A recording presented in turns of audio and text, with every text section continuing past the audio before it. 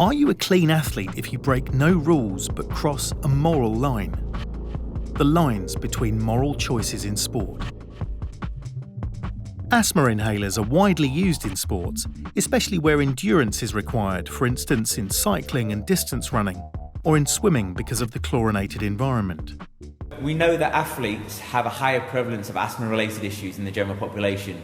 If we look at the Team GB asthma prevalence, it's around about 21%, whereas the general population is 10%.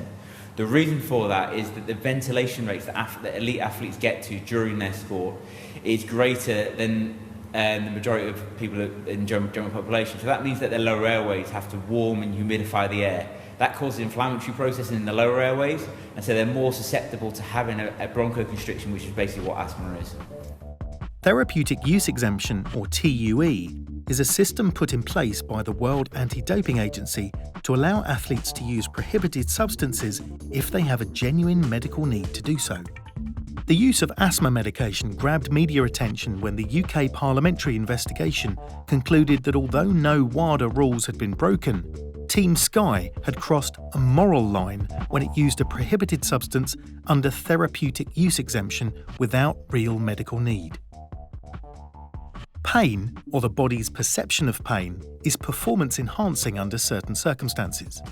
Is it acceptable to deliberately cause yourself pain to boost your performance?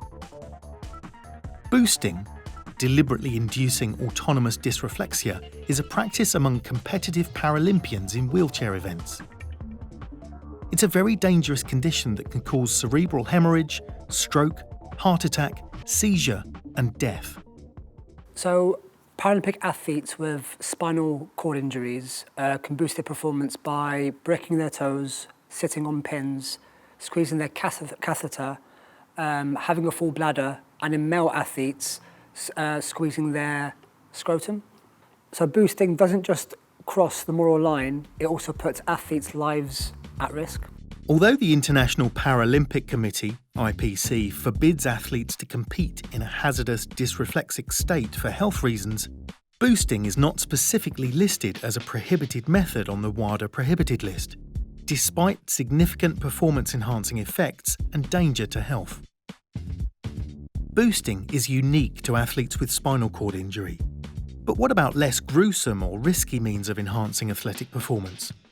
For example, one can live in an altitude tent to stimulate high-altitude conditions with reduced oxygen. Living or training at altitude, the body adapts to lower oxygen content by producing more oxygen-carrying red blood cells and hemoglobin. These extra blood cells are helpful in endurance sports when the athlete returns to a lower altitude.